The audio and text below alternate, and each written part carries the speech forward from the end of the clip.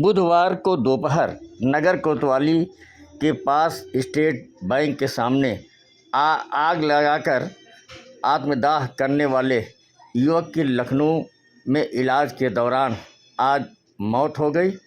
उसका शव गांव पहुंचते ही कोहराम मच गया।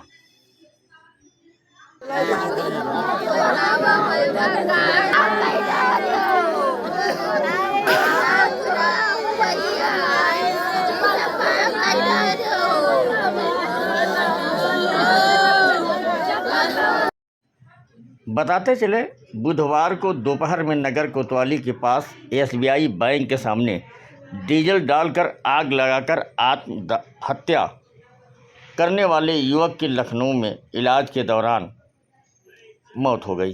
घर पर शव पहुंचते ही परिजनों में कोहराम मच गया। भारतीय स्टेट बैंक की मुख्य शाखा के सामने आत्मदाह करने वाले युवक दिव्यराज पांडे की लखनऊ के मेडिकल कॉलेज में इलाज के दौरान मौत हो गई है।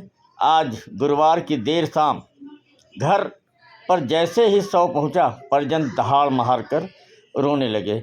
इस घटना को लेकर पूरे गांव में सनसनी फैल गई है। हर कोई अवाक है।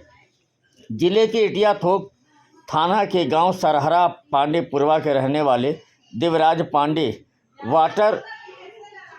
वाटर प्लांट लगाने के लिए बैंक से लोन लेना चाहते थे। इसके लिए उन्होंने कई बैंकों में आवेदन किया था, लेकिन किसी भी बैंक ने उसे लोन नहीं दिया।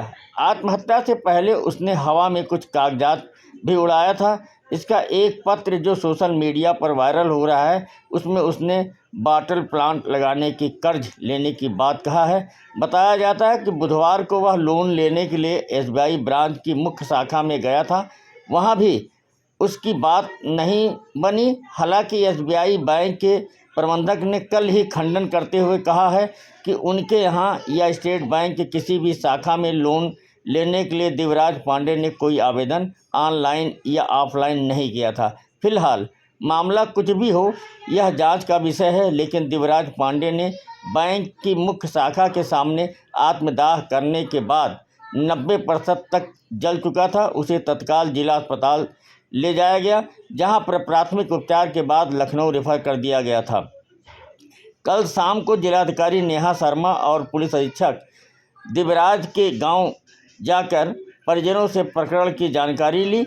लखनऊ में इलाज के दौरान दिव्यराज की मौत हो गई। पुलिस ने शव को कब्जे में लेकर पंचनामा कर पोस्टमार्टम के बाद परिजनों को सौंप दिया। शव गांव पहुंचने पर पुलिस क्षेत्राधिकारी शिल्पा वर्मा और प्रज्ञा अधिकारी सदर मौके पर मौजूद रहे। युवक के आत्मदाह की घटना को लेकर पूरे गांव में सनसनी फैल गई है। गांव का हर व्यक्ति अवाक है। गांव वालों के मुताबिक दिव्यराज पढ़ने में काफ़ी ठीक था। वह आईटीआई में डिप्लोमा करने के बाद अपना खुद का रोजगार करना चाह रहा था। वह काफ़ी दिनों से इसके लिए प्रयासरत था, लेकिन बैंक ने उसे निराश कर दिया। वही सरहरा गांव के रहने वाले दिव्यराज पांडे ने जिस समय आत्महत्या किया, उस समय उसके गांव का रहने वाला प्रदीप पांडे अचानक पहुंच गया। उसको बचाने के चक्कर में वह भी बुरी तरह से झुलस गया। इलाज के लिए उसे जिला अस्पताल में भर्ती कराया गया, जहां उसका इलाज जारी है। भारतीय स्टेट बैंक के रीजनल मैनेजर ज्ञान प्रकाश ने मीडिया को दिए गए बयान में कहा है कि गोंडा में जो हमारे मुख्य शाखा है, डिवाइडर के दूसरी तरफ किसी व्यक्ति के आत्मदाह का प्रयास किया। उन्होंने कहा कि मीडिया के हवाले से जो रिपोर्ट मिल रही है, उसके अनुसार उसने किसी बैंक से 5 करोड़ लोन लेने के लिए आवेदन किया था। जो खबर है उसके मुताबिक उसका आवेदन निरस्त होने से नाराज होकर उसने ऐसा किया। उन्होंने कहा कि हमने गोंडा के सभी ब्रांच शाखा में जानकारी किया। इस नाम से किसी व्यक्ति का कोई आवेदन नहीं है, न ही मेरे यहाँ कोई आवेदन लंबित है। आज मीडिया कर्मियों द्वारा स्टेट बैंक के रीजनल मैनेजर ज्ञान प्रकाश से बैंक का पक्ष लेने के लिए उनसे बात किया, तो रीजनल मैनेजर बैंक के ज्ञान प्रकाश ने बताया। प्रकाश है और मैं भारतीय स्टेट बैंक क्षेत्रीय कार्यालय गोंडा का रीजनल मैनेजर हूँ। मेरे अंडर में 3 डिस्ट्रिक्ट आते हैं, श्रावस्ती, बलरामपुर और गोंडा। जी, हमें पता लगा कि हमारी जो गोंडा मुख्य शाखा है, वहाँ पर रोड के डिवाइडर के दूसरी तरफ किसी व्यक्ति ने आत्मदाह का प्रयास किया, जो सूचना आई थी। इसमें जो सुनने में आ रहा है और जो पेपर में आया है कि उसने किसी बैंक का नाम तो नहीं लिखा, बैंक से कोई आरओ प्लांट लगाने के लिए 5 करोड़ का आवेदन के लिए अप्लाई किया था। तो उसमें जो न्यूज़ आ रही है उसमें है कि रिजेक्ट या एप्लीकेशन ना होने की वजह से क्षुब्ध होके उसने आत्मदाह का ये प्रयास किया। इस संबंध में हमने अभी अपनी शाखाओं में सारी, जैसे इटिया थोक का उसका आ रहा था पता, तो इटिया थोक शाखा या नजदीकी गोंडा के जितनी भी क्षेत्र में हमारी शाखाएं आती हैं, सब में हमने उस नाम, जो नाम दिया गया है दिव्यराज पांडे, पता वो इटिया थोक का, उस आधार पे सारी शाखाओं में हमने चेक कराया।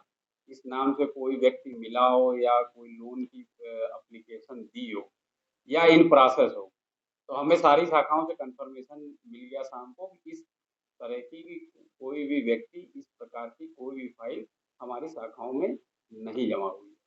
और इस संबंध में मैंने एक प्रेस विज्ञप्ति भी कल दी थी, जिसमें मैंने स्पष्ट लिखा हुआ है कि हमारे इस प्रकार का कोई भी ऋण प्रकरण हमारी शाखाओं में इस नाम से लंबित नहीं है। यद्यपि ये बहुत दुखद घटना है और हम ईश्वर से कामना करते हैं कि इस प्रकार की कोई घटनाएं भविष्य में या कभी भी ना हो। ऑनलाइन या ऑफलाइन कोई एप्लीकेशन में जी, दोनों ही हम लोगों ने चेक करवाई है, ऑनलाइन ऑफलाइन एप्लीकेशन इस प्रकार के इस नाम से नहीं है।